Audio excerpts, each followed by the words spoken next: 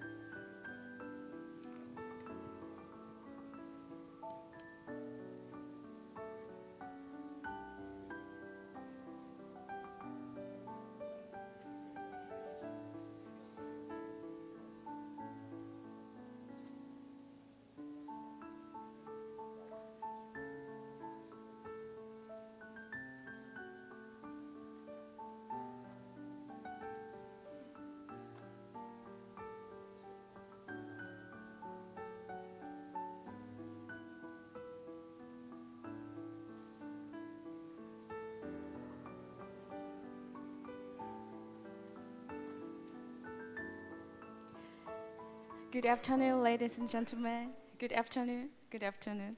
It's very clean day and skies are very blue, and we're having a very special session for last of Korean Kormarine Conference.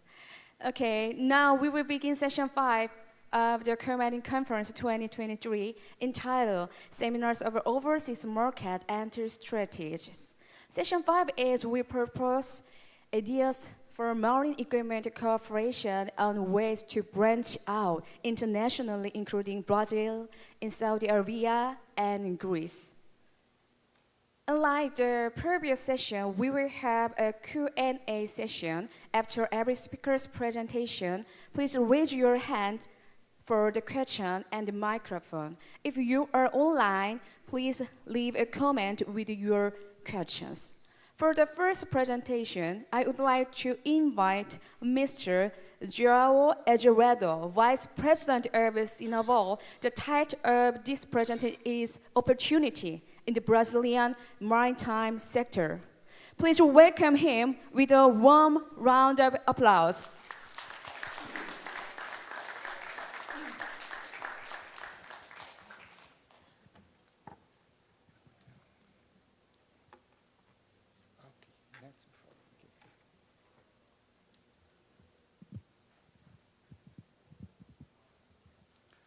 Good afternoon, everybody.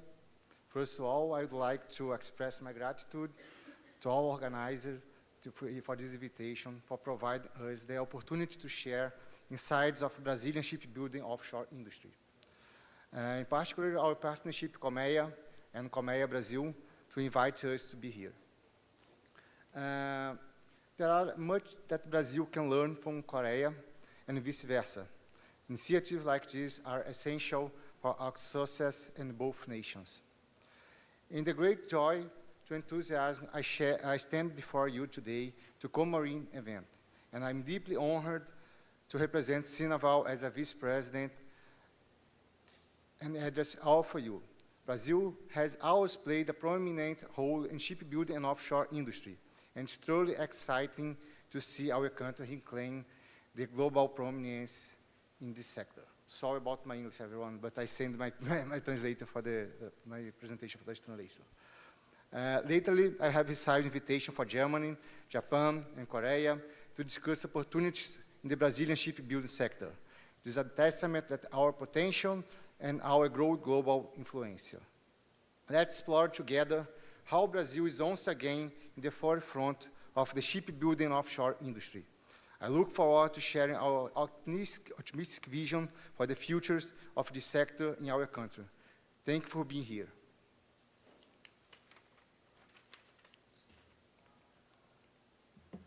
During my presentation, I will cover some follow points.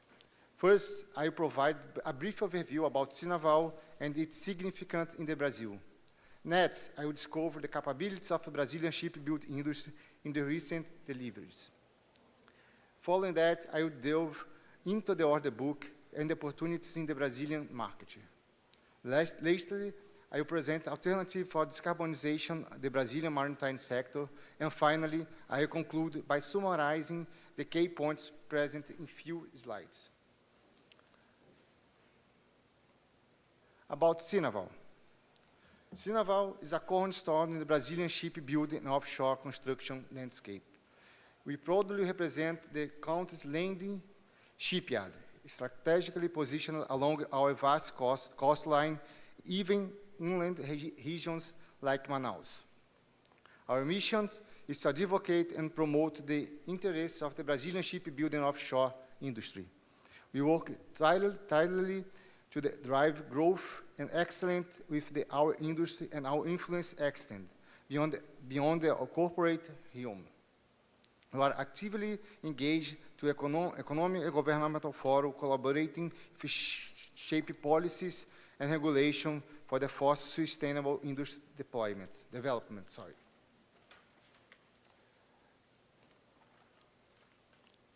With active participation of shipyard across the various regions of the country, Sinaval plays a pivotal role shaping the futures of shipbuilding and offshore construction industry in Brazil. You are dedicated to create an environment conducive to the growth and innovation, making Brazil even more competitive in the global sector. In this slide, you can see all the regions that you have shipyard in Brazil, since the south up to the north of the Brazil. Now, the segmentation about the Brazilian shipyard. The versatility and expertise of the Brazilian shipyard are evident in their ability to serve a wide range of market segments. We take pride in contributing to develop 13 different kinds of vessels, which is specific demands. Let's take a look at this segment. We have segmentation of offshore, like construction of integration of models and roof of FPSOs, offshore support vessels, tankers and product carriers, container ship, bulk carriers, whatever. Are 13 segments that you can provide our vessels, our services. And the Brazilian shipbuilding capabilities. The shipbuilding offshore industry in Brazil is truly diverse and spread across the country. Let's take a look at the map to better understand the geographical distribution of Brazilian shipyard and then cluster. So you normally see pair Brazilian shipyard in cluster. So you have 4 principal main clusters in Brazil. The first one is in south of Brazil. It's the Rio Grande cluster. In the state of Rio Grande do Sul, you find a cluster specialized in construction and integration of FPSOs, floating production, storage, and offloading. And models. Additionally, there in these regions, there is a dry dock with capacity to build 2 FPSOs together. Next, you have Itajaí. Itajaí is a Santa Catarina state. There is a concentration of shipyard dedicated of the constructions of specialized offshore support vessels.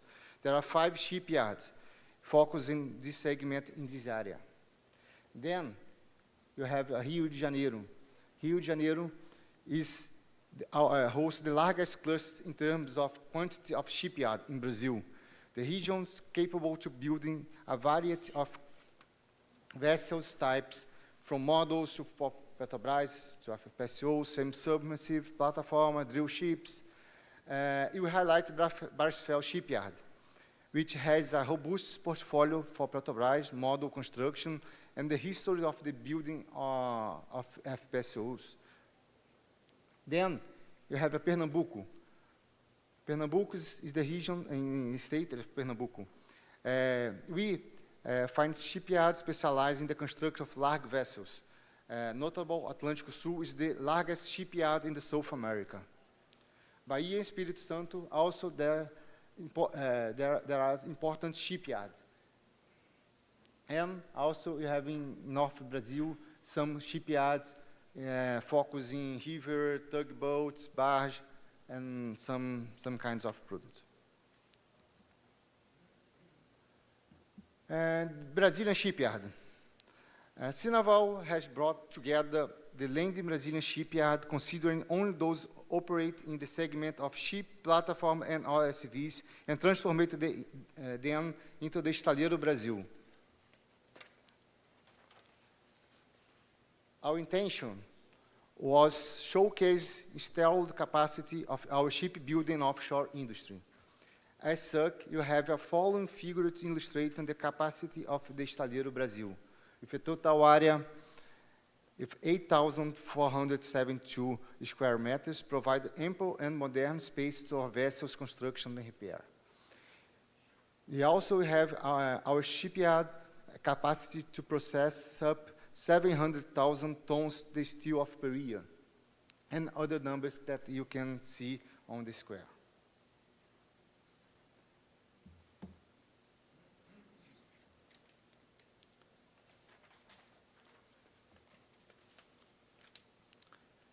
Since the government announced the commitment to prioritize meeting the demands of the oil and gas sector in Brazil, this dedication has attracted significant investment, resulting in over the 38 shipyard projects for production, expansion, and modernization of the shipyard in our country.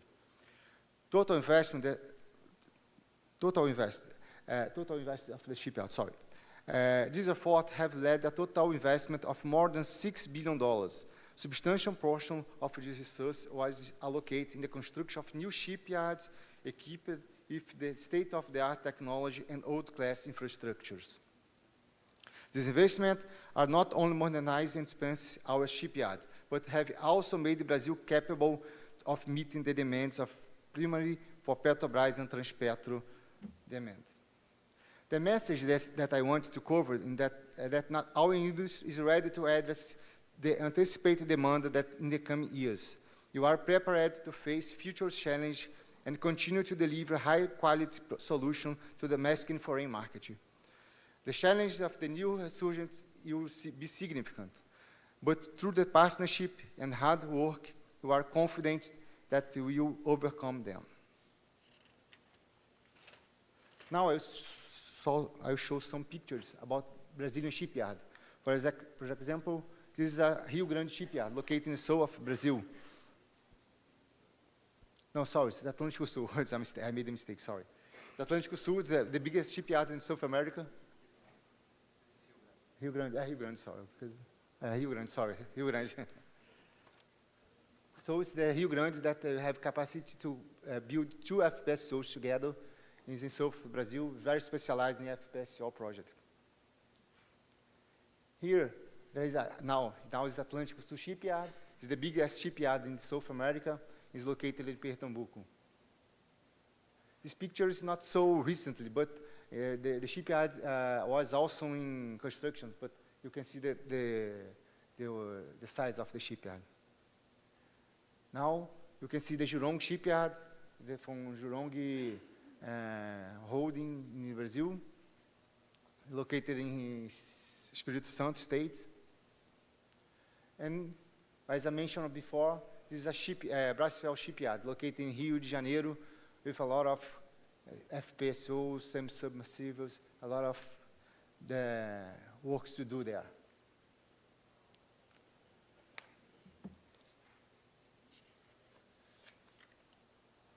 All right. Now that I covered some histories of shipbuilding Brazil and the capabilities of the Brazilian shipyard and the infrastructure they have, I will now discuss the deliveries our industry has made in the recent years. So, the next few slides, I will show you some of them.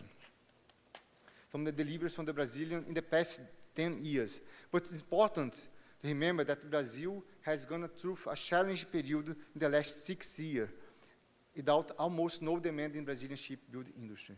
So the last 6 years was terrible for us. No demand, no building in Brazil.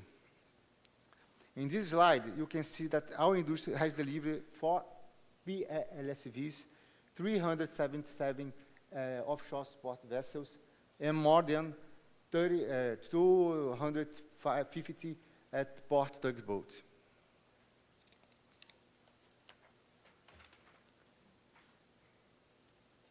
Some deliveries about the big vessels, oil tankers, is 15 oil tankers, 6 gas tankers, 5 bulk ships, mainly for Transpetro that they represent here in our area. Now, how I said before, the port and push boats and barges, it's a market that's growing a lot in the last year because the agricultural segment in Brazil, it's the segment that is growing a lot in Brazil, and the demand is related for the sector. So we'll never pass a worst period in this segment.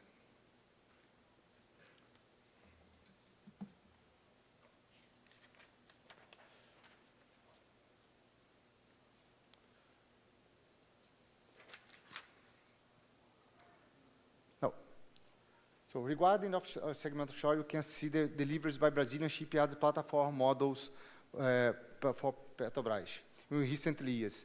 The slides show there have been peaks and valleys, which are not ideal for our industry. Wherever we can observe the recent growth in the deliveries due to the resurgence of the oil and gas sector in Brazil. The forecast I will show later indicates strong demand for the construction of FPSO models in coming years. So these are Petrobras models constructed by Brazilian shipyard in the past years. So now the point of the presentation, opportunities in Brazilian shipbuilding sectors. Well, now we have discussed about the capacity of Brazilian industry and delivery history. I will show some highlights of the future's outlook. I will talk about has been announced by. I will talk about what has been announced by government, companies, and expectation for new orders in the domestic market. This slide features 2 pieces of news. One of Petrobras President John Paul Prats, who announced investment in the Growth Acceleration Program, PAC, and predicts public and private investment over the 300 billion Brazil reais in the oil and gas sector in Brazil in the coming years. The other news is related to Transpetro, which is here, and announced a contracting of 25 vessels to be entirely constructed in Brazilian shipyard. I hope so. To summarize the opportunities announced in the shipbuilding and offshore construction sector in Brazil, we have 20 new FPSOs that will be operated by 2028. These FPSO are already contracted or in contracting phase. Depending on the oil field and the production, there are local content requirements range from 25% to 40%. Petrobras has also announced the return of PROREFAM. PROREFAM is a program which is a fleet renewal program of offshore logistics support.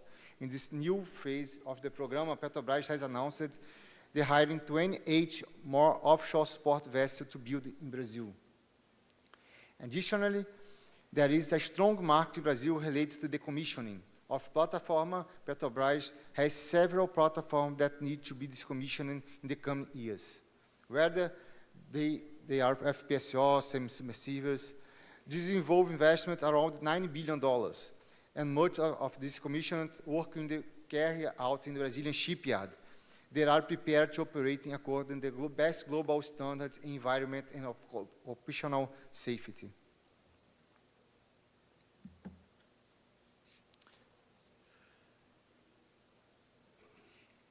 In addition, there is another order of 25 vessels from Transpetro, the largest logistic operator in South America and subsidiary of Petrobras. These vessels will be used to transport oil produced and processed by Petrobras along the Brazilian coast.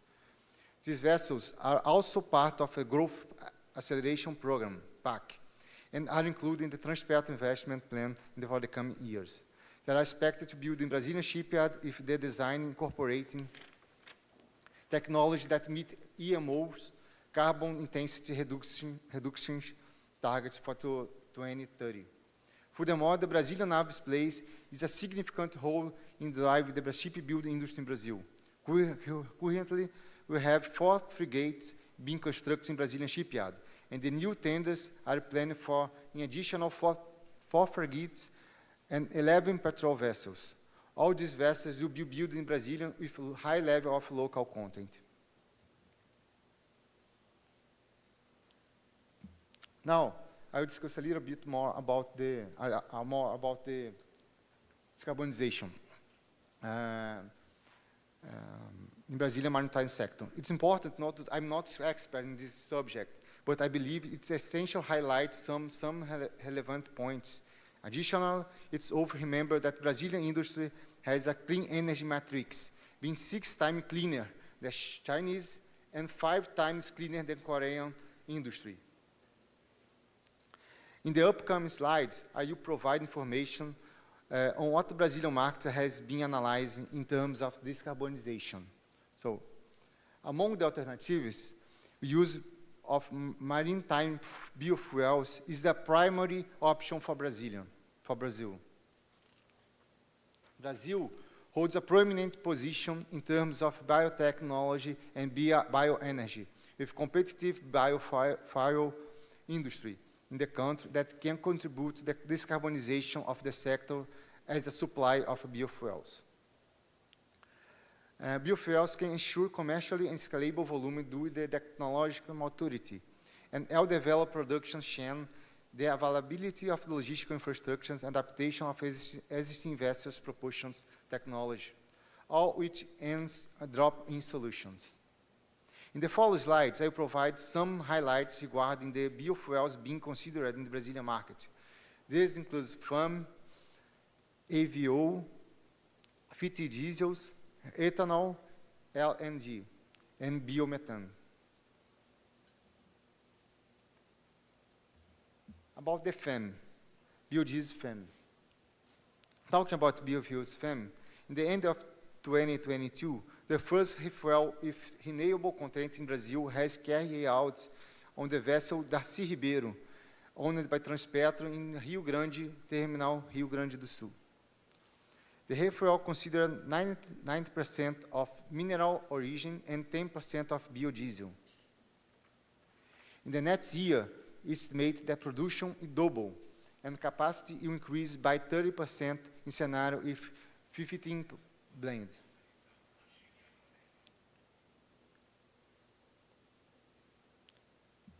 AVO.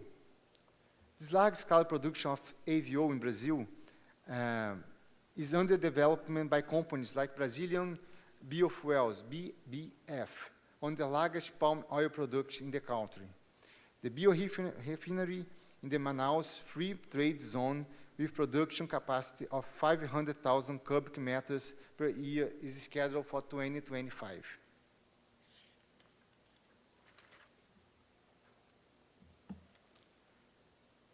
About ethanol.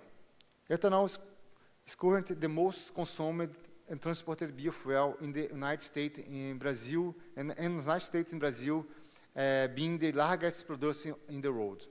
The company Raízen, is joint venture between Cosan and Shell, is developing advanced biofuels for sustainable aviation fuel and biofuel for ships.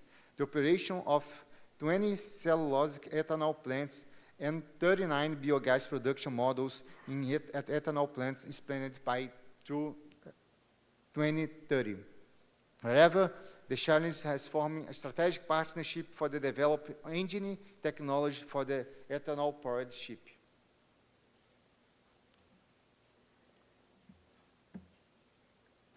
LNG. Brazil domestic natural gas production may increase by 50 millimeters cubic a day by the end of the decade if the planet invests in the production infrastructures of Sergipe-Alagoas Basin and the pre-salt reserves in the Campos and Santos basins. 3 liquefied natural gas regasification terminals are expected to start operation in 2023, increasing the national import capacity over the 120 millimeters cubic per day. Wherever the increase in the gas supply is primarily anchored in the industrial and the terminal power demand of the country, with limited discussions regarding the liquefaction and gas supply for maritime transport. Biomethane considered an advanced biofuel when produced from the urban solid waste, agro-industrial and forestry residues, and aquatic organisms, has high energy density, abundant biomass available in some regions, and the potential to reduce greenhouse emissions by 65% to 100% depend on the raw materials used in the production process, favoring the use of maritime fuel. Wherever biomethane has a high production cost compared to the fossil equivalent.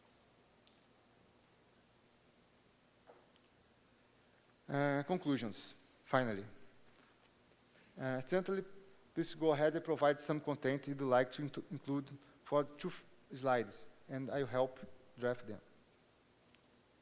So, it's important to say, the resurgence in the shipbuilding Brazil has been stimulating investment for large international groups that believe in the industrial sector and seek to form partnership with local companies to meet out the global supply requirements.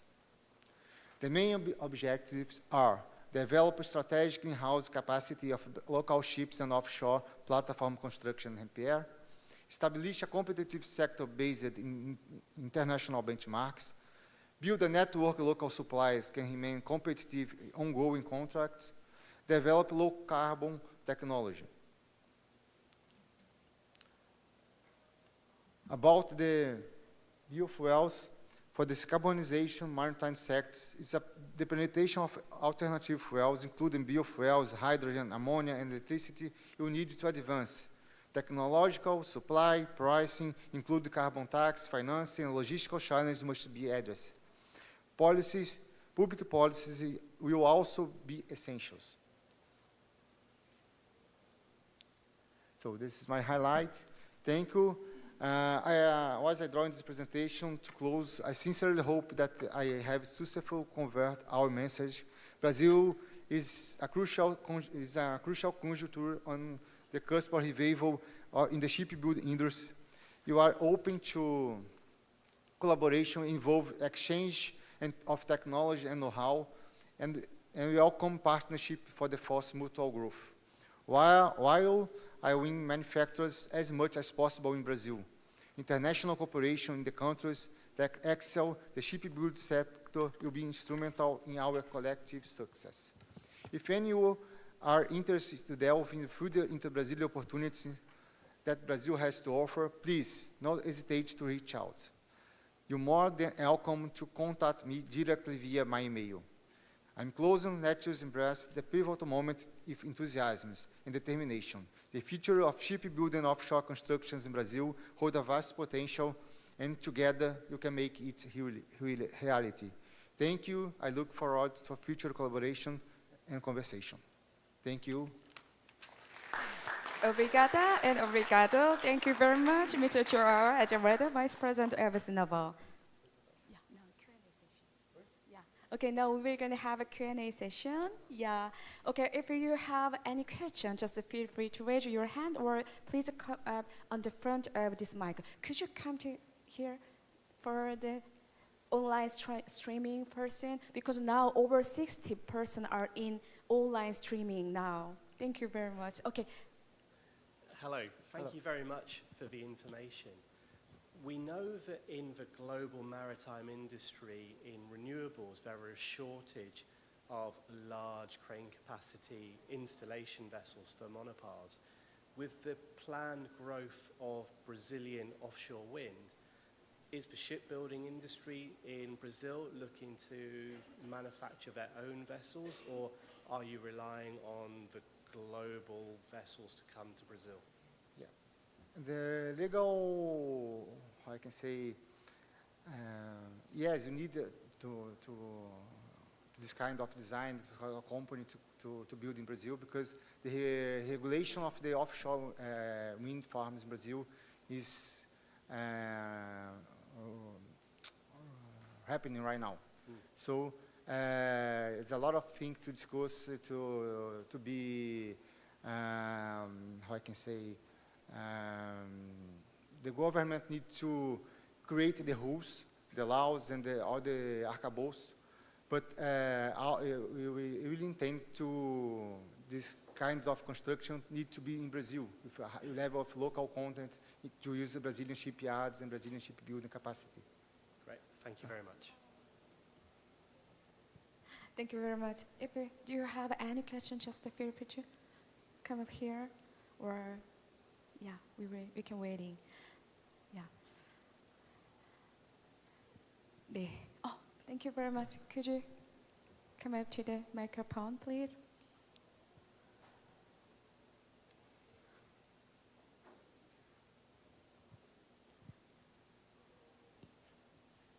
Thank you for the great presentation. And actually, I'm from Brazil, so I'm very happy to see. We've been so well represented by Sinaval. Congratulations for that, guys. It's really amazing.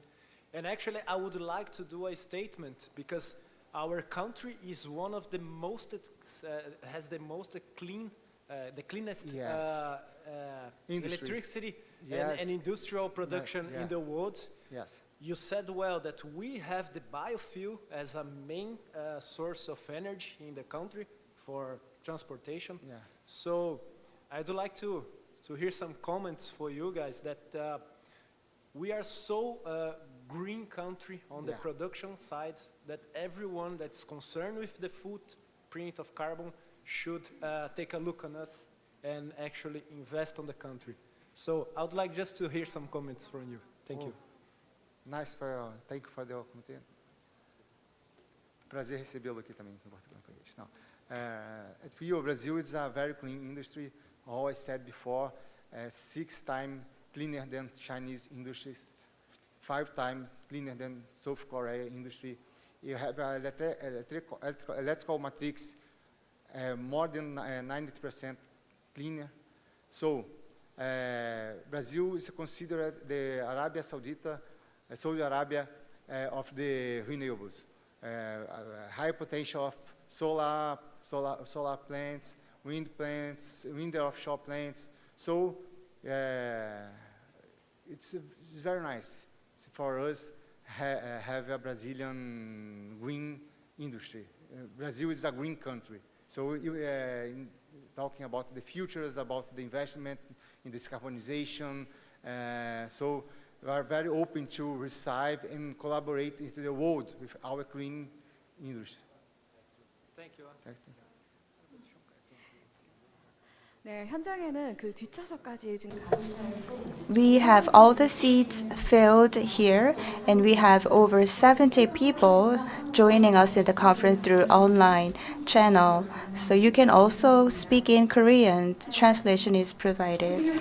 questions later, please feel free to reach out to the local base station operated by Komea. Komea will be happy to provide you with us in your response. Okay, could you give to him a big round of applause, please? 예, 우리 큰 박수 다시 한번 부탁드리도록 하겠습니다. I really have to obrigada and obrigado. Yeah, thank you.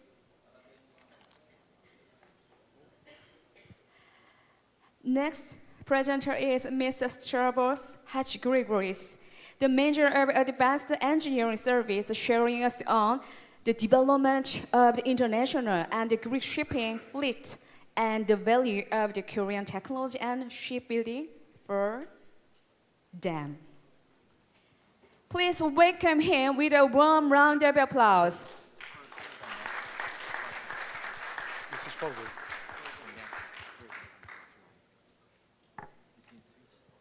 This is for forward left, correct, forward. Okay. No, it's not okay. Back. This. Okay. Good afternoon, everybody. Thanks to Komea for the invitation. I hope I will say a few words about Greek shipping that some of you may already know, but some of you may not know. Talking about the world fleet, this is how the world fleet has developed over the past, over the past 25 years. We have seen a peak of 10% increase in the year 2010, a peak that destroyed the freight market. And we are now back in 2023 to a more reasonable number of about 3%. In January 23, the world fleet consisted of 105,000 vessels of 100 gross tonnage and above, and about 65,000 of those vessels are ocean-going vessels. The rest are short-sea shipping ships. This is showing the world fleet ownership in terms of countries, ownership. As you can see, Greece is number one, followed by China. And these are the 2022 numbers. Unfortunately for Greece, fortunately for China, about 2 months ago, the Chinese fleet overpassed the Greek fleet in terms of gross tonnage. In terms of dead weight, the Greek fleet is still number one, and the reason for this is that the size of the ships that the Greeks are operating is much larger than the size of the ships that the Chinese are operating. Are we positive about the future of shipping? Yes, we are. We talk about sustainability. I could say that irrespective of what we do with greenhouse gases, as you may know, shipping is producing about 3% of the greenhouse gases worldwide, but they are transporting more than 90%, Professor Lee, not 80%, as you said yesterday, of the world transportation. The projections for year 2050, if you can see, is that the population will increase a lot. Today, the population is 7.5 billion people. By 2050, they say it will overpass the number of 10 billion. And these are United Nations numbers. United Nations they are not doing a good work, it seems, for the Gaza problem, but they are doing quite a good work in terms of projection for the future of the planet. So, Africa the population will increase by 70%, they say. Oceania, Australia, which is today a very low population, about 25 million, it will increase by 27%. Poor countries like the European countries, the population may shrink, and this is something that we do see today. GDP growth numbers, Asia and Pacific, and these are the 2023 numbers projected for 2023. Asia and Pacific is leading the world economy. Africa is coming in terms of growth, not in terms of total numbers. And world statistics for seaborne trade, we see a moderate growth for the next 4 to 5 years of the order of 2+%. This coupled with the fleet growth that we saw before, which is about 3%, and the age of the world fleet may help towards a healthy market. The world share of Greek fleet, starting from the low numbers, you can see that for containers, for example, the Greek fleet portion is about 6%, but if we talk about tankers, the Greek portion is about 25%.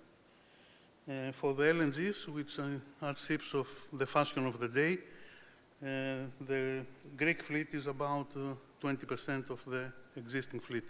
I have to note that in 2000, the first Greek LNG vessels were delivered to my previous company in 2005. So in less than 20 years, the Greek fleet now is representing about 20% of the world LNG market, and it's still expanding, despite the fact that LNG vessels have become, I could say, unreasonably expensive, and LNG is it's a kind of a club. It's not easy to enter the LNG market. Greek fleet evolution. Last year, until March, it was the first year during which the Greek fleet contracted. We lost about 30 ships and about 6 million tons dead weight. What should we be careful about? We don't know what the new technology will end up. So Greeks are not very willing to invest. They don't know if they should invest in the current ship design, larger vessels, what kind of fuel is going to be used. And this is why in my view, they are restricting investment, despite the fact that one of the good things about the Greek shipping is that they don't need, of course they get financing, but they have their own cash reserves and they can invest without waiting to get a loan from a bank first, to get approval from a bank. The Greeks still believe that there are shipping cycles, and today we are maybe at the top of a cycle, and they expect that the market may come down again, the new building market. I don't know if this is correct, because today major yards, and I'm not talking about the Brazilian yards, they are booked until the beginning of 2028. And if you look at the order book, you will see that the order book for conventional ships, like bulk carriers and tankers, it's at a very low level these years. It's below 5%. Ships live for about 20 years, so it is reasonable to expect that the annual orders should be of the order of 5%. And today we have the next 4 years with only 4 or 5% of orders, and the shipyards more or less fully booked. So unless we see the Chinese yards to expand again, I don't believe that the capacity will be there to build the ships that we need. The cost of new ships with new technology will go up.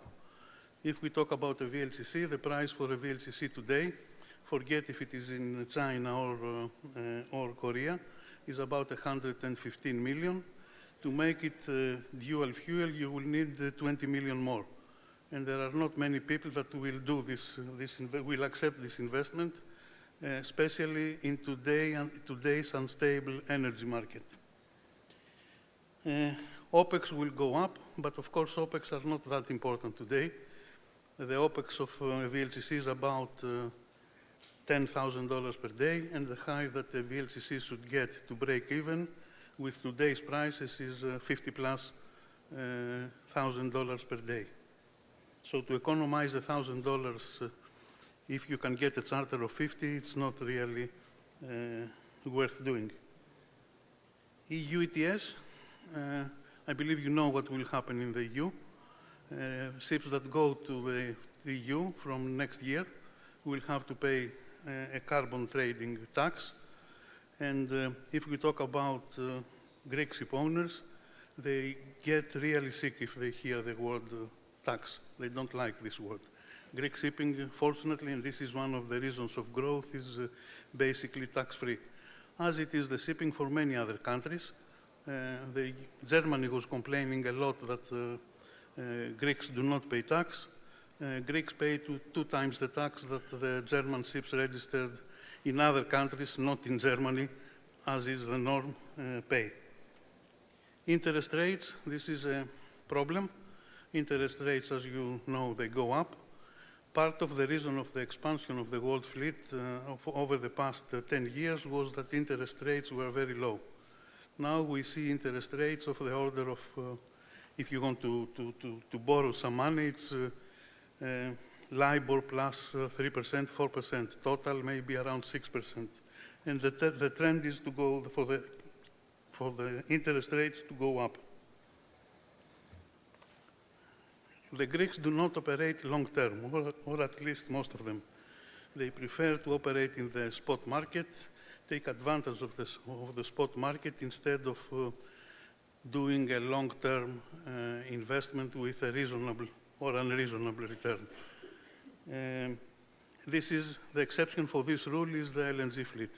LNG is long-term employment, is positive cash flow, and this is one of the reasons that the Greeks have expanded in the LNG fleet.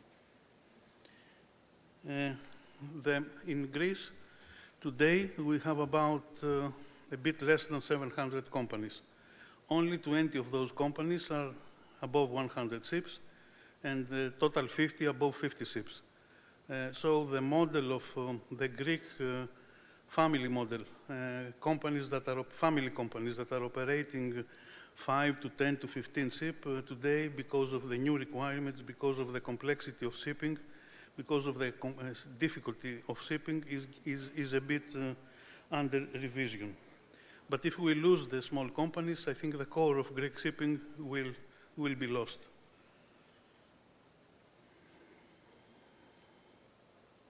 Many Greek companies have been operating over than 100 years, but over the past 20 years, we have seen quite a few of traditional companies pocketing the money that they had made in shipping and investing in other sectors. Cash reserves are being put aside today, and as I said before, there are not many long-time charter fixtures done by Greeks. In 2022, the number of vessels that were sold by Greeks overpaced the number of vessels that were bought. And this is why we see the reduction of the Greek fleet by about 30 ships. Geopolitical uncertainty is an issue. If you read the newspapers, I'm sure that you will read that the Greeks, by going around the sanctions, they have made a lot of money. This is partly true. But on the other hand, political instability, medium term, is not helping shipping. Now, the traditional Greek model, a lot of people are saying that whatever the first generation is doing, the second generation keeps, and the third generation destroys this. And we have seen this in Greek shipping, maybe not the third generation, but the fourth generation. Analysis of the Greek fleet per type of vessel. As I said before, bulk carriers are dominating. It's 50%, almost 50% of the Greek shipping is in bulk carriers, and 35% in tankers. Age analysis. A lot of you may have the opinion that, the Greeks, they buy the old ships, they operate them in a substandard way, and this is how the fleet has grown. This is not true. The average age of the Greek fleet today is 13.2 years. The average age of the world fleet is 17.2.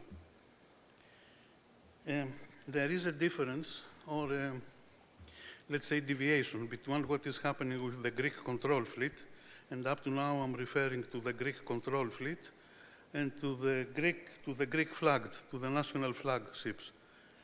Out of the 4,200 vessels that are operated by Greeks, only 500 today are Greek flag. And this may create an issue as far as the operation of the marine academies is concerned. If there is no flag, most probably we will lose the Greek officers, and if we lose the Greek officers, that traditionally, as I said before, according to the Greek family model, if we lose them, most probably we lose part of the active Greek shipping today.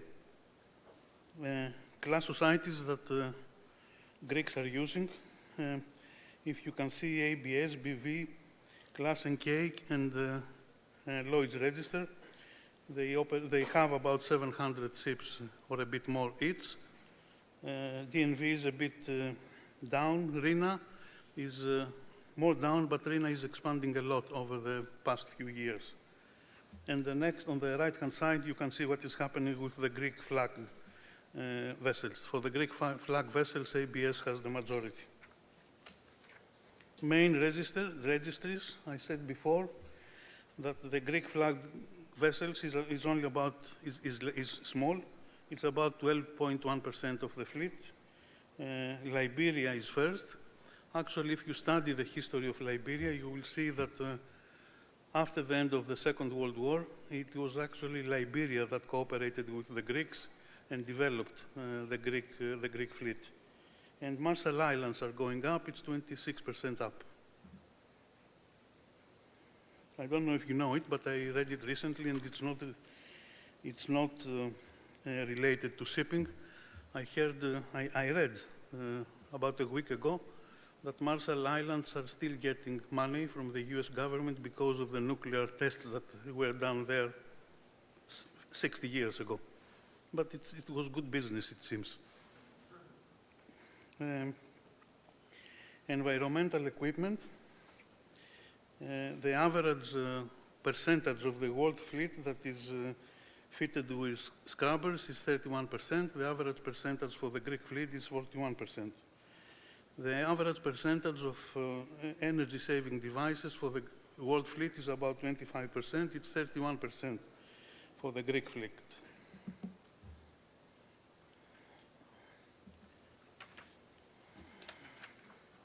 The Greek order book today, it's pretty high. If we talk about LNGs, it's about 15% of the total orders. The company that is expanding in a very high pace today is MOL. I wish them good luck. You can see that for tankers, again, which is the leading, let's say, sector of the Greek fleet, is 33% of the world orders are for Greeks. Talked about new technology. This is a list of the fleets that the Greek ships that are on order today with alternative fuels. It's about 43 ships, which is a high percentage if we compare with other flags.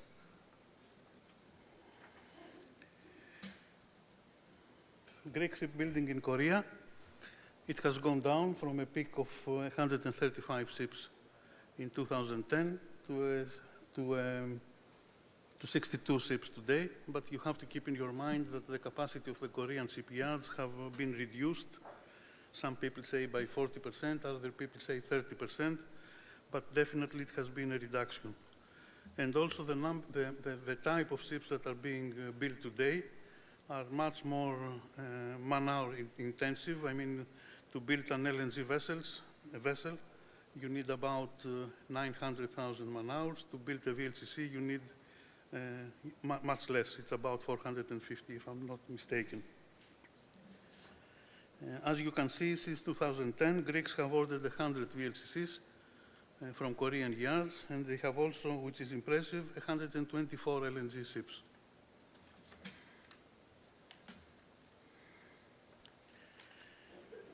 So what is Korea offering to the Greek owners? There are advanced ship designs, despite the fact that today the trend is you have to order a sister ship. If it is not a sister ship to an existing design, we are not very happy. But in any case, I believe the ships that are being built in Korea are far more advanced than the ships Japan is building today.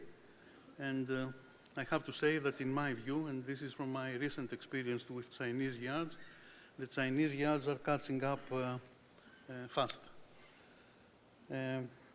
Over the past years, the Korean yards, they have built a variety of ships. Today, they say if it's not a VLCC, if it is not an LNG, if it is not a big container ship, we don't like it. This has to be changed, and I believe it will change. The Korean pricing is competitive, has always been competitive. I don't believe that, let's say, a ship owner will ask to get the same price from Korea and China. I did a study when I was in Maran.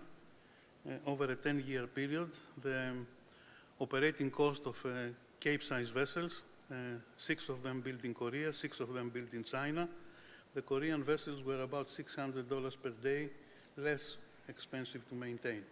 And they also spent less time in dry dock. Dry dock is one every 5 years, so it may not be important, but if the market is booming, every day is important. On-time delivery until the end of last year. I don't know what is happening today. I'm a bit worried. We see yards requesting late delivery, and we are receiving a number of force majeure notices. Today the temperature is very high. This is force majeure. Tomorrow is raining. This is force majeure. But this is life.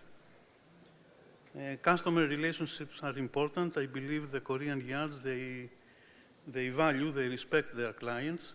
But on the other hand, the clients should also respect the yards. I'm very much against shipping companies that they order 2 ships here, 2 ships in another yard, 2 ships in Vietnam, 2 ships in what I don't know where. It's important to have a relationship with one yard, or maybe 2. After-sales service, we have our problems, but the situation overall is improving. Now, technology is changing. The technology did not change as far as fuel is concerned, for the past, since the coal disappeared, we had heavy fuel, heavy fuel, heavy fuel, heavy fuel. Now we will have a number of different technologies. Do we have the time to learn the new technologies? I don't believe so. And this is why, although in the beginning I was against, let's say, the initiative of Korean yards to set up worldwide service stations, now I believe that we will need them. The leader in this sector is Hyundai Global Services, but Hanwha Power Systems are now moving behind Hyundai Global Services. I believe it is services that we'll need, but again, the objective is not to make money only, and if you don't make money, the company will disappear in a few years, as happened with DSME recently. But these companies, these worldwide service companies, they should offer prompt service and respect the ship owners, the clients. Apart from these services, and I don't know if there are any other similar organizations, I don't believe so, we have COMEA. COMEA is representing a large number of companies, communications with a lot of these companies. If you try to do it direct, it's difficult. So this is part of the gap that COMEA should fill in. And talking now about Greece, in Greece we have a similar organization with COMEA. It's called Chemexpo. And in this page you can see the products that Chemexpo, the Greek industrial companies, are producing. In my view, there should be no competition between COMEA and Chemexpo. Both organizations should try to cooperate. This is what Chemexpo is today, but this is not important for Korea. I think your numbers are much, much, much, much, much higher. Thank you very much.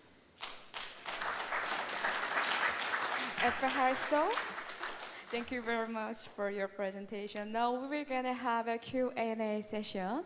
You can Q&A to speaker. Could you raise your hand and then could you come up on the front of the microphone? 네, 지금부터 질의응답 시간을 가지도록 하겠습니다. 저 국제 컨퍼런스이지만 저희가 동시 통역이 준비되어 있어서요. 한국어, 영어 모두 병기해서 질문하실 수 있습니다. 네, 질문 있으신 분들은 질문을 남겨주시고요. 네, 감사합니다. 퀴즈 앞쪽 앞쪽으로 오셔서 저희 마이크 스탠드에 지금 실황이 생중계되고 있어서요. 그럼 먼저 해주시고 잠시 대기해 주시면 두 번째 카메라 잡도록 하겠습니다. 네, 먼저 질문 주십시오. Yeah, I take a premium to sit in the front. Yeah. Okay. Thank you very much, Stavros. It's a great honor, and also we are very pleased to have you here to deliver your perspective. I'm coming regularly, as you know. Okay. Thank you. Yeah, you said majority. I mean, not capacity-wise, but the majority of the number of the ship owners are small, and also, I mean, 10, 15 ships. Those ship owners are majority of the number Yes. of the ship owners. And you also said there is some kind of a hesitant because of the complexity, which direction we are going for the new world. So if you select what is the most important for them to invest or to go, perspective of the ship owners' point of view, expecting from the shipbuilding companies in Korea, because Korea is more shipbuilding country. So what would be the most important point, if you may choose? To offer efficient designs that will, which will be able to make money in today's market. So This is efficiency. Efficient. Okay, New technology, efficient. good. Thank you. But I'm not very optimistic, I have to tell you, about the future of the small Greek companies. The big companies will continue to exist. I mean, if you look in the worldwide order book today, you will see companies, Greek companies, that have on order 30, 40, 50 ships. Maran has on order 11 LNGs. But the small companies, they are moving back, and they are waiting for opportunities, if they continue operation, for somebody to get in a difficult position, and they buy ships from them. Call them resale, call them second-hand. But the danger, again, about the small shipping companies is they have put aside quite a lot of money, and maybe the next generations will decide to invest in other sectors. That's... Okay, thank you very much. Okay, thank you, sir. Your valuable question to our speaker. Thank you so much, Stavro. My name is Odin Gon. I'm also working with more than 30 years with Stavro since they ordered to DSME. So 29. you reminded me. 29. Actually, what I'm asking you is that still everybody talking about zero carbon, zero emission, something like that. As you mentioned, your majority is tanker, bulk area 43%, and tanker totally more than 80%. But its average period is around 5-10 years. But what will be there of using fleet? To which way go to future fuels? Because they should go survivor, then they should change any different type of fuel. Yeah, but this is irrespective. If you leave aside the LNGs that have to burn LNG, the question is not relevant to the type of the ship. I mean, if it is a bulk carrier or if it is a tanker. The trend in Greek shipbuilding today is to order bigger and bigger vessels. And for bigger vessels, the amortization of the additional investment to be able to use a new fuel is much shorter. I don't know if I have answered your question. No. But still, there are one thing, new building, another one is a retrofit of that. Retrofit, okay. Retrofit, can the worldwide shipbuilding industry deliver as many ships as we need today to comply with the 2030 requirements? I believe it will be very difficult. And this is why retrofit has to be considered. What kind of retrofit? If we talk about, first of all, the retrofit will depend a lot on how the infrastructure for new fuels will develop. And what are the fuels that we have today? We have biofuels, and the previous speaker talked a bit about biofuels. We have methanol, ammonia, but methanol has to be green. Ammonia we don't have yet. Yeah. Ammonia we may have in 2 years' time. And LNG.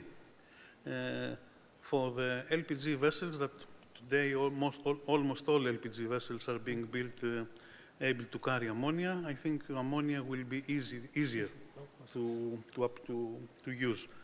But the fuels that we have today, basically it's green methanol not gray methanol. Gray methanol is not contributing too much to the reduction of greenhouse gases. We have LPG for the LPG vessels, and we have biofuels. This is the choice. Is it ship owner's choice? No, it is not only ship owner's choice. The ship owners, they charter their vessels, and the charterers are providing the fuel. And one of the problems that I have with the charterers, and basically the oil majors, is that today they say LNG, and tomorrow they say hydrogen, depending on what their share price will do, if they say something, and it will be difficult to make a decision. But if a charterer is available, I think the Greeks will follow, and not only the Greeks, also other owners, will follow whatever the charterers will ask. I believe we will see retrofits, replying to your question. LNG retrofit is more expensive than methanol retrofit. But on the other hand, the price of methanol may be more stable, higher, but more stable than the price of LNG. LNG prices last winter before last, were 7 times more than what the prices are today. Yeah. Okay? Thank you so much. Thank you, sir. Your insightful question to every speaker. Thank you again to the participants who are participating in this conference hall. Also, online, there are over 70, almost 100 people are in live broadcasting on YouTube. If you have any question, just leave it in the chat room, please. And if you have any question later, please feel free to reach out to the local base station operated by Komea. And Komea will be happy to provide you with a sincere response. And then this is a very special one. This is a special gift for our speaker from the Komea. I will give you him. Okay. Thank you. F. 하리스도. 큰 박수 부탁드리겠습니다. Thank you. 네, 지금 이 모든 Q&A 세션을 라이브로 지금 All Q&A session is also being live streamed through YouTube. Many people have such a great interest in this session. Thank you very much. It was a wonderful Q&A session. This is one of the most active Q&A session among the conferences I participated before. I'd like to introduce Mr. Ali R. Ashari, CEO of the Department of Security Trading and Contracting Company, presenting the maritime industries cluster shipbuilding. Unfortunately, he is unable to attend in person, so he has recorded the presentation material and sent it to us. Let's meet through the video. Assalamu alaikum. This is Engineer Ali Faiz, CEO and founder of Sakaib. I'm glad to be one of the speakers in Kormarine Conference 2023. Hopefully I provide the desired addition through my presentation. Here about maritime industry cluster shipbuilding in Saudi Arabia. To give me this opportunity to talk about overseas market entry strategy. We all know that South Korea become one of the most important countries in the shipbuilding industry in the world, and in dire to need to extend the business and increase the customers around the world. And to be able to do that, it must be they built cities and industrial clusters in other countries and benefit from them advantages offered by those countries. I believe Saudi Arabia is the best certain reason, such as, first, Saudi Arabia recently started in this industry, but they are taking tremendous steps on the ground.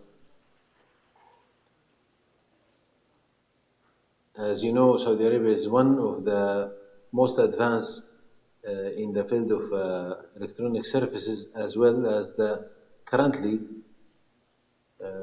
considered like one of the countries who invest huge in the infrastructure and housing and industry projects, especially shipbuilding construction.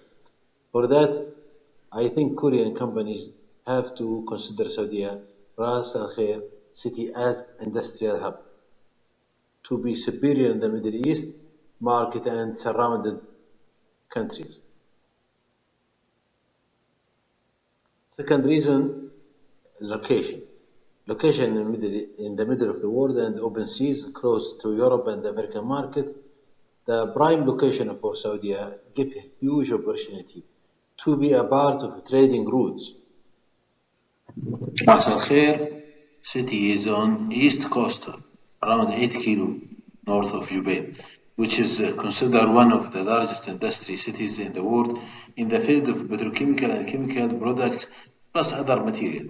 Ras Al Khair will be connected with the world through Ras Al Khair port, and Jubail port will support that, and the airport in Jubail also. In addition to that, now is the plan to build the railway between Jubail and Ras Al Khair, and it will be part of the railway which connects all the Gulf countries. Ras Al Khair include King Salman shipbuilding complex, which is the largest in the region.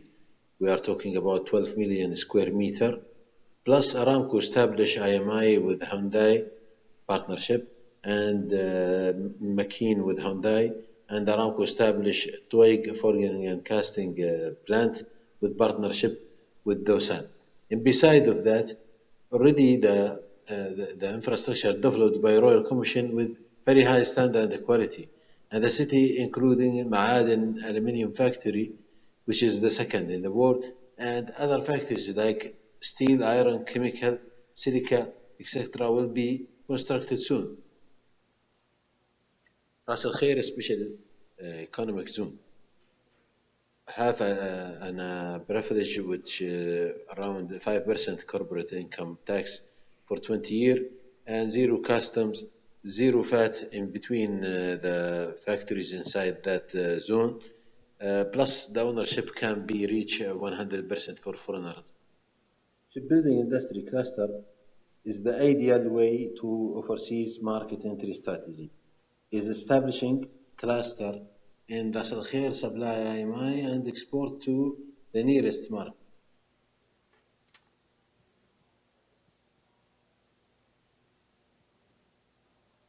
네, 청중분들의 원활한 이해를 위해서 저희가 자막이 있는 영상을 송출하려고 합니다. 통역을 활용하는 것보다 저희가 자막을 통해서 조금 더 For your better understanding, we are going to play a video with a subtitle and caption at the bottom of the screen so that you can have a better understanding. subtitles Korean, and then could you wait just a moment, and then we will play the new video for understanding, for participating easily to his presentation. Around 5% corporate income tax for 20 years and zero customs, zero VAT in between the factories inside that zone. Plus the ownership can be reached 100% for foreigners. Shipbuilding industry cluster is the ideal way to overseas market entry strategy. Is establishing cluster in Ras Al Khair supply IMI and export to the nearest market. And Sakai is in coordination of several Korean bodies and companies, a number of Korean experts, is creating the basement of the cluster, and already Royal Commission, they allocated 4 million square meter for this cluster. Clearly, cluster will be the route and main supplier to the main marine shipbuilder like IMI, and at the same time we have to consider Aramco offshore businesses which need for new construction and maintenance. As we notice, if the target of IMI to build commercial vessels offshore support vessels, accommodation, work barrage and barrage, platform, jacket, boat. Sure, they need from the cluster the skids, skid mounted packages, piping, valve gauges, a lot of material. We are talking in one ship like 10,000 piece or part.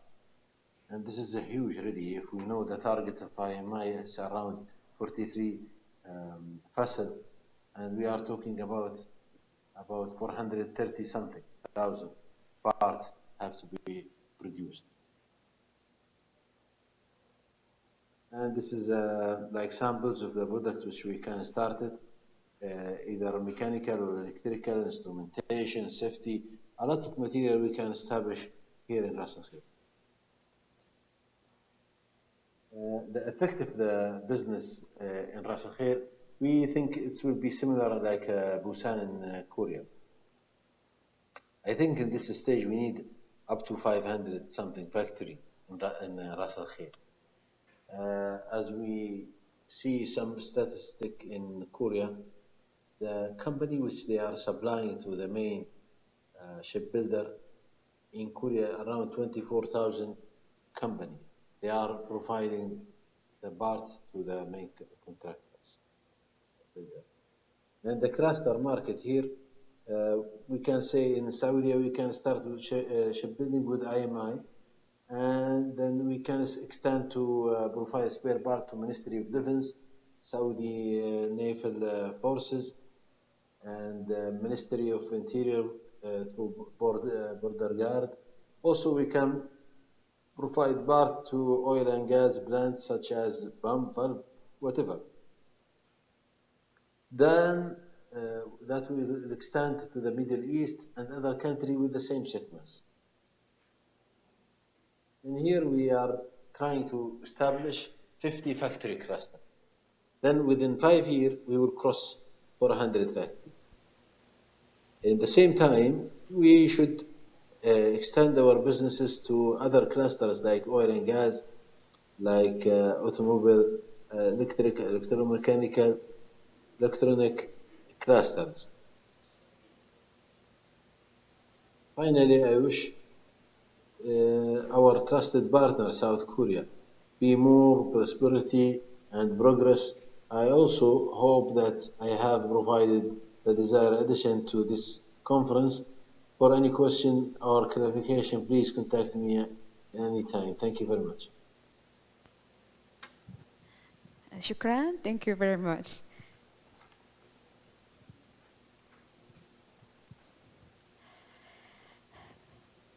Let's move on to the final presentation of session 5. The last presentation for session 5 will be delivered by Mr. Tae-Sik Lee, Chief Representative of Kormarine. He will share us about introduction of Saudi government policy and marketing strategy to enter Saudi maritime business. 큰 박수로 모시도록 하겠습니다. 여러분 I came 7,000 kilometers to see all of you here in Korea. I would like to briefly explain about Saudi Arabia that you might not be very much familiar with. I would like to attract all of your attention to Saudi Arabia. When I was a child, I chose Saudi Arabia because I felt many things and experienced many things in Saudi Arabia, and I would like to share with you what I experienced in this country. I am going to make a presentation about the introduction of Saudi government policy and marketing strategy to help Korean companies to help enter Saudi maritime business. Made in Saudi Arabia program is one of the main government initiatives, and it also includes infrastructure projects, tourism and entertainment projects, as well as shale gas and petroleum and chemical industry projects, as well as programs for establishing the basis for manufacturing industry, including shipbuilding and offshore businesses. You might know very well about this project, New Future of Saudi Arabia. This is a project that aims to establish a new future city. Under this project, Trojana will be established, centered around tourism and sports, and Oxagon, which will be the industrial complex on the ocean, and the Line and the Mirror Line project. Now, infrastructure is being built, and it'll take around 5 years for preparing the basis, the groundwork for this project. Let me briefly explain about oil, gas, and petrochemical. Before, Saudi Arabia sold oils, and Saudi Arabia is now aiming to proceed with a more value-added programs. So they are building petroleum plants, and they're building petrochemical plants. The representative project is crude oil to chemical project, which is called COTC construction project. Feed engineering is going on under this project, and next year the official order placement will be made. And shale gas is being developed in Saudi Arabia. The representative project is Jafurah project. The Korean president visited Jafurah project, which is being conducted by Hyundai Construction. Hyundai received the order for this project, which amounts to about 2.4 billion Korean won. Not Korean won, but dollars. And Jafurah project gives us an endless potential and opportunities of business in Saudi Arabia. Next is Saudi's localization policy. The ultimate goal of Saudi localization is to enable self-sufficiency, integration, and innovation. IKIBA is the most representative policy. It is a total value-added program. It began in 2015, and in 2024, 100% application will be achieved. The goal of this project is to increase the local content in the oil and gas sector, and to enhance the local capacity in the areas of engineering, manufacturing, logistics, and operational service sectors, and also to enhance the competitiveness in the local business industries. And also, they're aiming to create new jobs for the Saudi citizens. They're trying to increase the self-sufficiency up to 70% in the oil and gas sector by 2030. And for EPC bidding, the IKTIVA score is being reflected. Next is Made in Saudi Arabia program. This is a program that aims to attract foreign direct investment to develop and grow Saudi Arabian industries. On the right side, you see a graph. It shows the population of Saudi Arabia, which is increasing by 500,000 to 1 million people. And there are around 10 million foreigners in Saudi Arabia.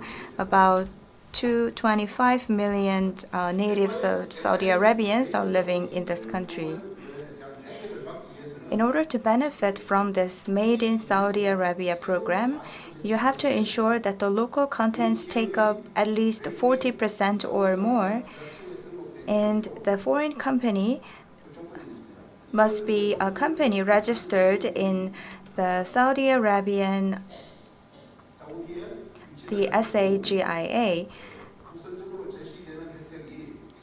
and such companies that meet the conditions and requirements for MIS program will benefit from the program. And Saudi Arabia is recommending the companies to buy the various services and products from local Saudi Arabian market. And under this project,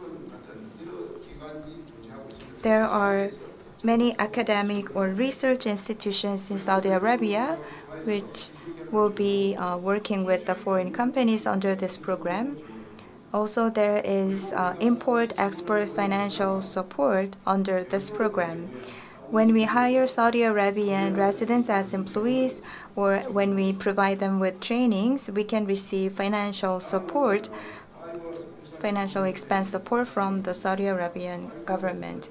Next is 5 special economic zones in Saudi Arabia. MBS announced this policy to create jobs by attracting foreign investment. there are 5 special economic zones ranging from cars, ICT, logistics, pharmaceuticals, and consumable goods. Also, there are Ras Al Khaimah Special Economic Zone, which refers to shipbuilding and offshore industries and rig assembly production. There are also Zazan Special Economic Zone, Cloud Computing Special Economic Zone, and Special Integrated Logistics Zone. When you establish a company in this special economic zone, you can receive corporate tax credit by from 0.5% for 20 to 50 years. You can be also exempted from import tariff and value-added tax within the zone. Your withholding tax will be also exempted. Usually, private companies should hire a certain proportion of Saudi Arabian citizens as their employees. And if you operate your business in the special economic zones, the obligation to hire a certain proportion of Saudi Arabian employees and the foreign employees, the regulation related to this could be softened. And next is the current status of shipbuilding and offshore industries in Saudi Arabia. In Saudi Arabia, shipbuilding industry has not yet fully developed, but there are Al-Bari, which is a nation-owned carrier in Saudi Arabia. There are also Marine Division in Aramco and IMI shipyards. And in Al-Bari has about 92 vessels. They're operating oil tankers mainly. Aramco owns 260 OSVs. By 2030, it is planning to increase OSV by 50%. In IMI shipyards, they're trying to fully construct the shipyards by 2030. And as a small and medium-sized shipyard, we have Jarim Shipyard, Damman, and Jeddah Shipyard. They're in charge of small and medium-sized shipbuilding and repair. In Saudi Arabia, shipbuilding and offshore industries are not yet fully developed, so that poses a lot of opportunities to Korean companies.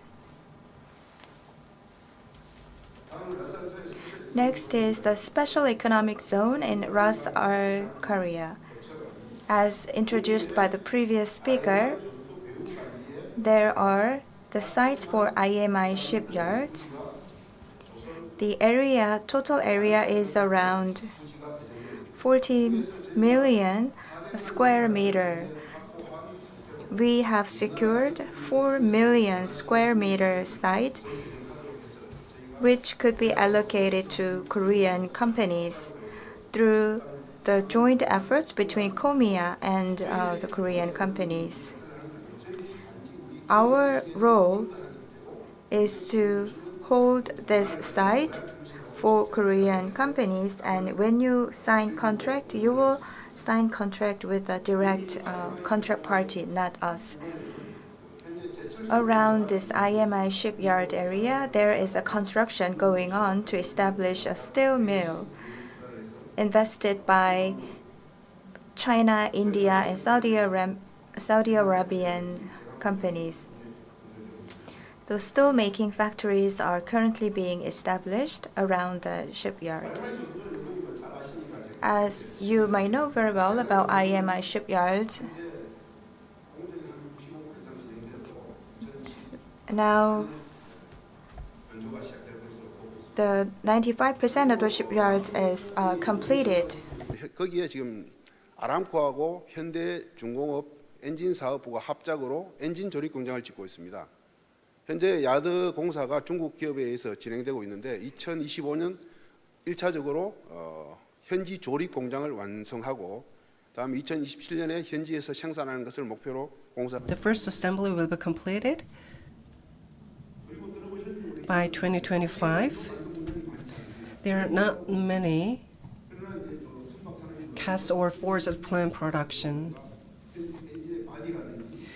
So engine bodies and large products cast and forging will be done here. That is why Aramco and Hyundai Heavy Industries are building a plant. And EPC will be responsible for Doosan Heavy Industries, and it has a 15% of a stake. You may think, who wants to invest in Saudi Arabia? I've actually been there in person, and I was able to see many foreign people were investing in Saudi Arabia, including the Europeans and Americans, and there are even Chinese people. So there are many unknown aspects of Saudi Arabia. So I hope you take an opportunity to pay attention to Saudi Arabia to explore business opportunities there. And there are many business opportunities in oil and gas. And this is something similar to providing city gas, and EIG, an American company, is making an investment in this project. It invested $12 billion. And BOT and BOO investments have been active. And most of the investors here are Japanese companies. And they are making profits more than Korean companies are making, more than the profits Korean companies are making by providing construction there. And foreign investment has been concentrated in mining. And mining is an emerging industry in Saudi Arabia. In Saudi Arabia, there is as much water as water. Copper, aluminum, and nickel, all these minerals are also rich in Saudi Arabia. That is why many European companies are interested in Saudi Arabia in terms of investment. This is the list of Korean companies doing business in Saudi Arabia. As you can see, there are many Korean companies in the fields of construction, manufacturing, service, and IT. And it is very noteworthy that Korean SMEs, small and medium-sized companies, are actively entering the Saudi Arabia market. They are providing construction services as well.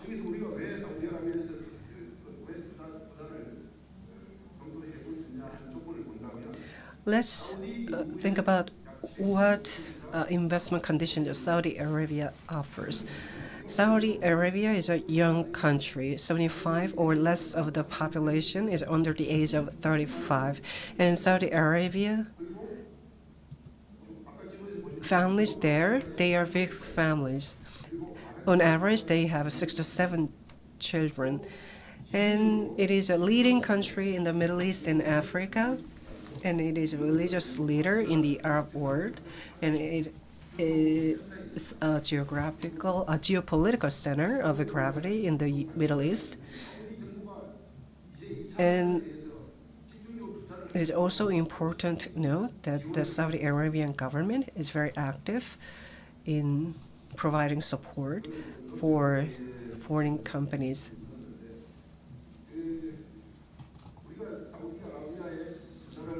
I created this slide at the request of the organizer.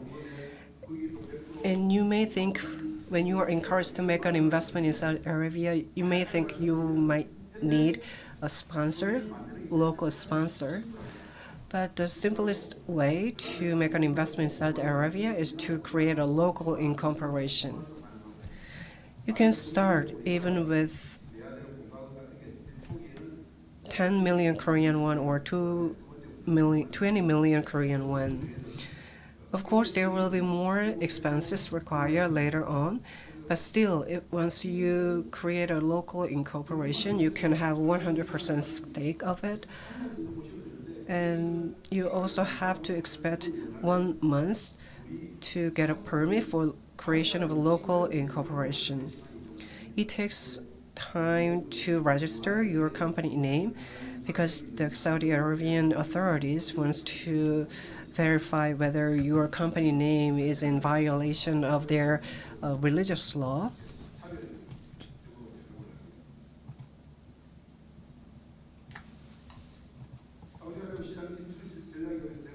This is a market strategy.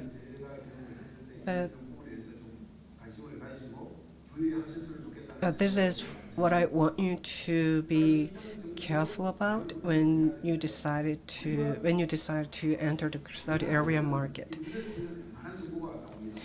Korea is a widely connected country, so internet access is very easy, but that's not the case in Saudi Arabia. So when you have your Saudi Arabian counterpart, or the local counterpart or business partner there,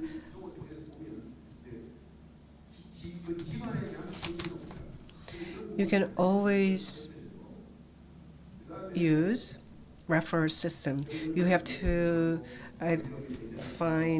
you have to do background check over your local partner.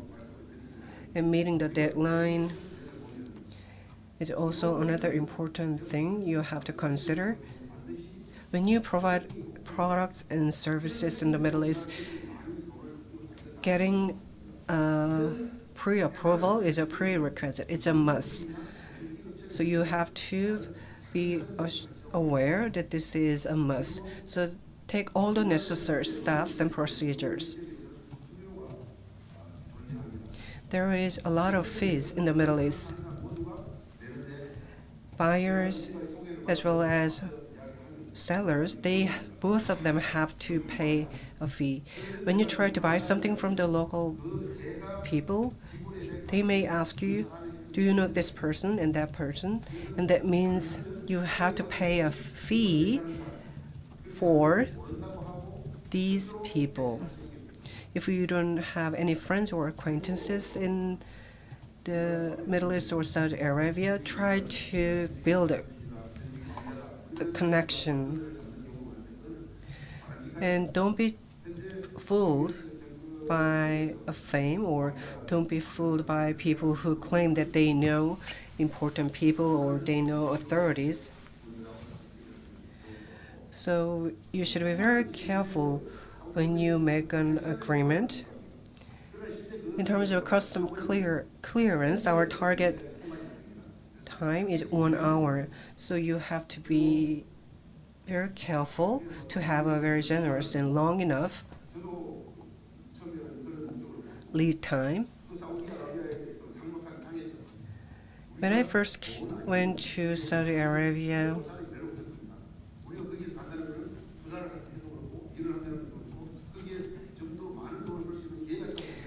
I thought I had a good business opportunity. I think if you decided to go there, you would have the same reason. But you have to understand there are different cultures that exist in Saudi Arabia. So you have to be very careful of not being offensive to their culture. In Korea, it's very difficult for a person like me to meet the minister, but it's not the case in Saudi Arabia. You can easily get a chance to meet the minister or authorities in Saudi Arabia. So always ask for a meeting with the highest possible ranking people in the highest possible ranking. The best thing you have, and you have to also be careful of not having a sole agent or an exclusive agent. And there are also considerations you have to make when you sign an agreement. When you sign an agreement, please bring at least 2 witnesses.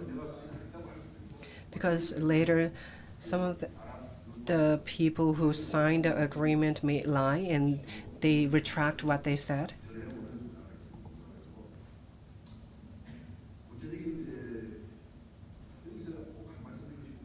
And here, I want to make this point that Muslims, they pray 5 times a day. You may perceive that they are very faithful because they say they are loyal to God and they can't lie. But if you are really honest, you won't say something like that. So this is one of the most important reminders to you. If a local person says, I'm Muslim, I'm not going to lie to anyone, don't be fooled by it.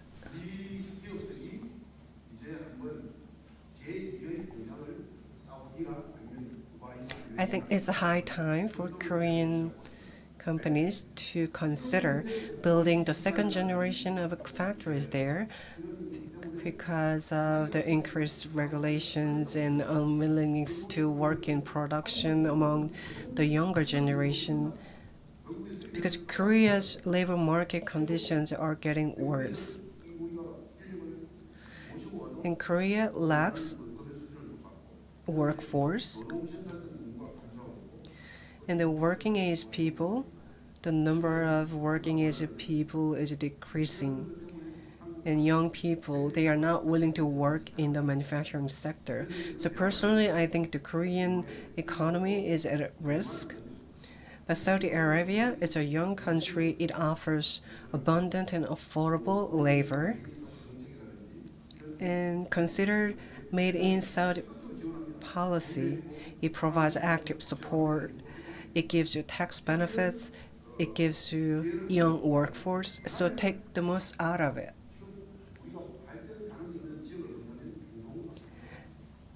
In Middle East and Africa, they have the highest growth potential. Yes, it is tragic that there is a war in the Middle East now, but on the flip side of it, it can present a business opportunity later. So Saudi Arabia can be a very good tourist investment destination for you.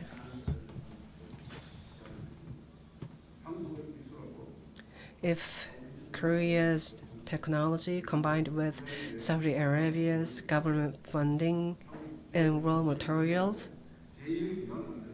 you can create a synergy effect. So I look forward to your active participation in the business opportunities.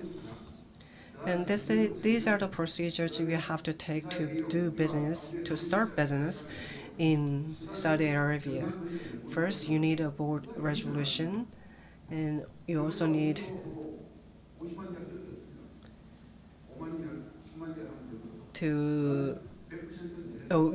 to have English translation of articles of incorporation and power of attorney. And lastly, I'd like to say, based on my experience that I had in Saudi Arabia, Korea will be the best partner for the local people, whether it be partnership, brands, or corporations. Korea will be the best partner for Saudi Arabia. Just be bold. Take this opportunity. Take a risk.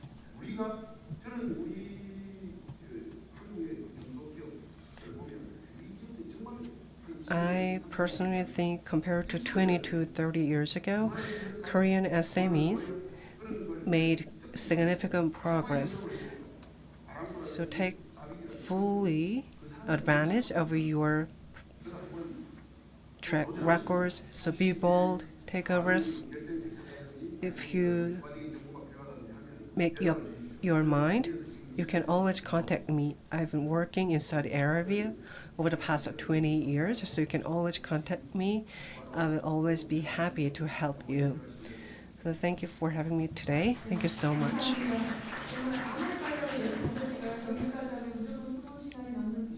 Thank you very much.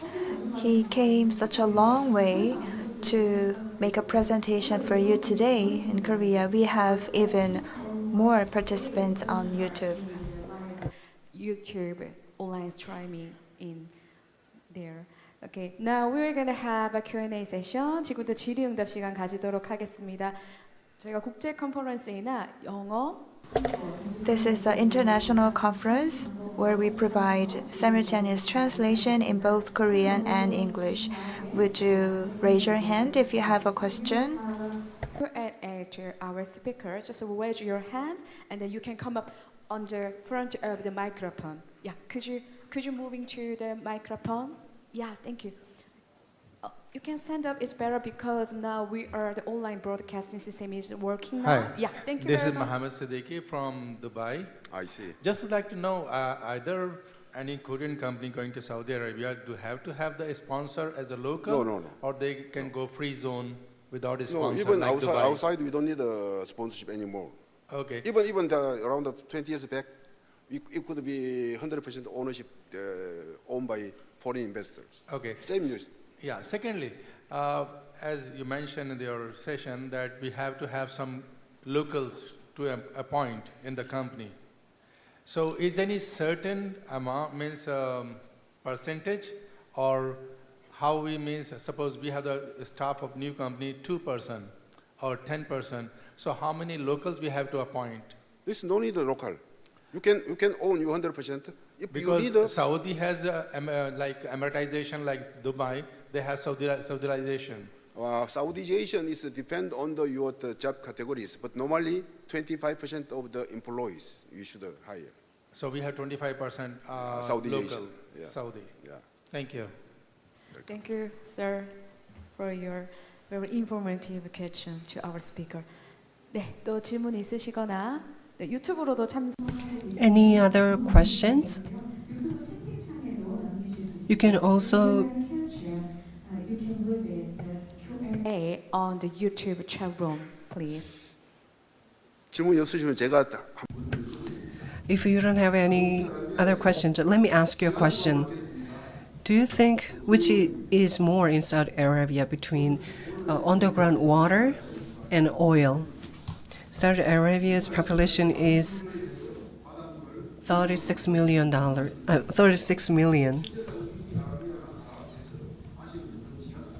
Saudi Arabia and people in the Middle East, they are drinking fresh water and underground water,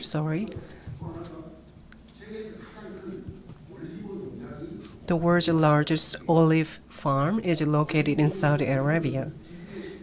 Olive is a Mediterranean food, and the world's largest olive farm is located in Saudi Arabia. This means Saudi Arabia is changing. You may think there is only sand and oil in Saudi Arabia, but sand is only a small part, tiny part of the country. I quit everything that I had in Korea at the age of 40 and I went to Saudi Arabia. So I hope you have the same experience as me. Thank you so much. This is a gift for you. Please give him another big round of applause. 네, shukran and 감사합니다. And this is a very special session. That's why we will give you some good opportunity to answering from the Korea. If you have any questions later, please feel free to reach out to the local base station operated by Komea. Komea will be happy to provide you with a sincere response. 네, 관련된 질문 있으시면 코메아에서 질의응답을 해주시겠다고 합니다. 굉장한 또 스페셜 어드밴티지인 것 같은데요. 참고하셔서 질문 남겨주시면 감사하겠습니다. 여전히 유튜브 온라인으로 생중계되고 있고요. This session is still being live streamed through YouTube. If you have any question, we will deliver them to the presenters. Has now come to the end. We express great gratitude to all speakers and all participations. You are the VIP for this conference. We would like also thank everyone for their participation in this session. As I mentioned earlier, if you have any question, just feel free to asking Komea. Thank you all for today, and I hope to see you again next year. 감사합니다. 다시 정중하게 인사드리도록 하겠습니다. 정말 수고 많으셨습니다.